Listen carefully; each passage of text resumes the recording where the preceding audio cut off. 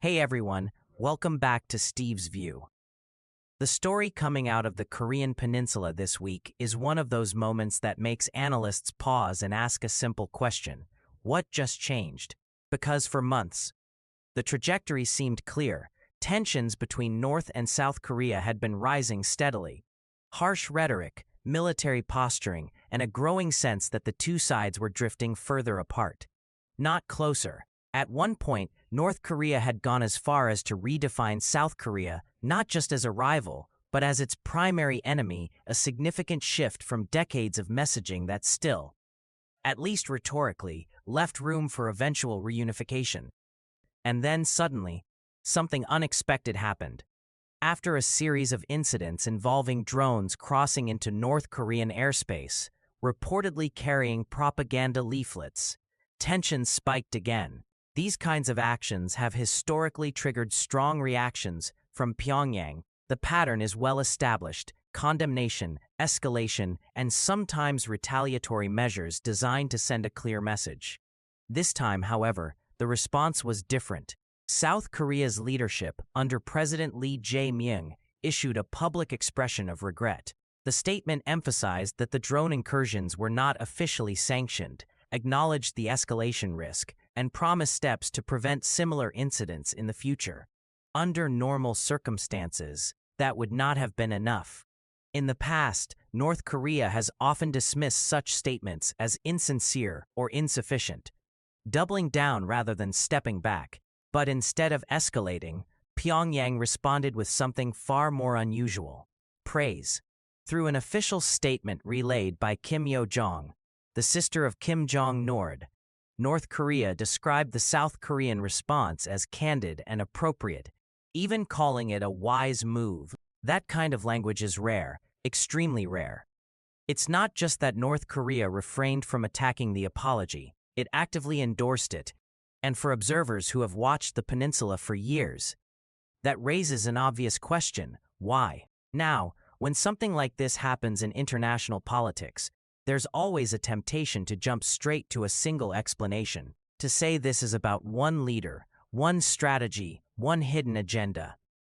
But reality is usually more complex. What we're seeing here is likely not one signal, but several, layered on top of each other. So instead of forcing a single narrative, it's more useful to look at a range of plausible interpretations. And what each one tells us. The first, and perhaps most straightforward, explanation is tactical de-escalation.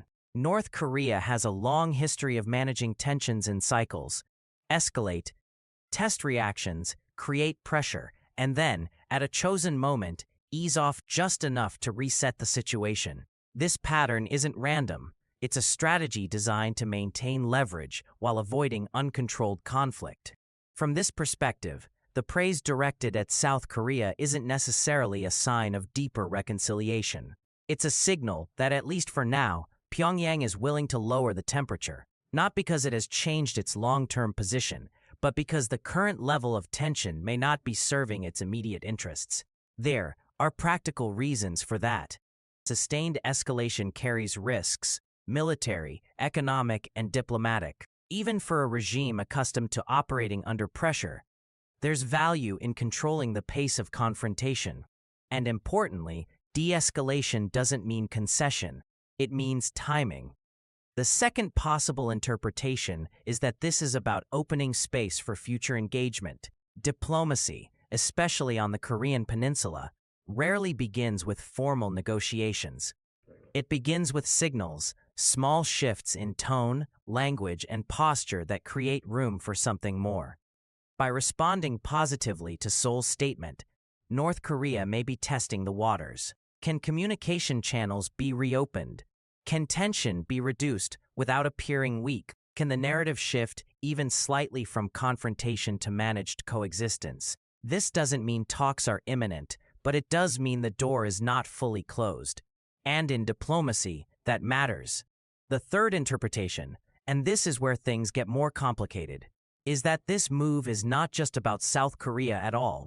It's about positioning in a broader geopolitical environment. For decades, North Korea's external strategy has involved balancing relationships among larger powers, primarily the United States and China, while preserving as much autonomy as possible. That balancing act has become more delicate in recent years, as global tensions have intensified and alignments have become more rigid. In that context, a sudden shift in tone towards South Korea can send multiple signals at once. To Washington, it can suggest a willingness to stabilize the region, at least temporarily, not as a concession, but as a demonstration of control. To Beijing, it can signal independence, a reminder that Pyongyang is not simply an extension of another country's strategy, but an actor with its own calculations. And to Seoul, it creates uncertainty. Is this the beginning of something more, or just a temporary adjustment? That ambiguity, in itself, is a form of leverage. Now, some analysts have tried to link this development more directly to Donald Trump and the possibility of renewed U.S.-North Korea engagement. There are reasons why that argument exists. Past interactions between Washington and Pyongyang have shown that personal diplomacy can play an outsized role, and timing in international politics is rarely coincidental. But it's important to be cautious here. While it's entirely possible that North Korea is taking into account signals from the United States, it would be a mistake to view this shift as driven by any single factor or any single leader. North Korean strategy tends to be multi-layered, not reactive in a simple one-directional way. In other words, this isn't just about responding to someone else's move.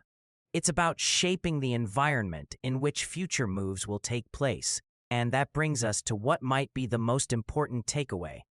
What we're seeing is not necessarily a breakthrough. It's not a sudden transformation of the relationship between North and South Korea, and it's certainly not a sign that long-standing tensions have been resolved. What it is, instead, is a reminder of how fluid and dynamic this situation really is. Policies can shift. Tone can change. Even deeply entrenched rivalries can enter brief periods of recalibration, but those moments don't erase the underlying structure of the conflict. They exist within it. So the key question going forward isn't whether this is good or bad news. It's what comes next. Does North Korea maintain this softer tone, or does it revert to a more confrontational stance? Does South Korea respond with further gestures, or adopt a more cautious approach? Do external actors, the United States, China, and others, interpret this as an opportunity or as a temporary anomaly? These are the variables that will determine whether this moment becomes part of a larger trend or just a brief pause in an ongoing cycle. Because if there's one thing history has shown, it's that on the Korean Peninsula, signals matter, but patterns matter more. And right now, it's still too early to say whether this is a break from the pattern or simply another turn within it. Thanks for watching.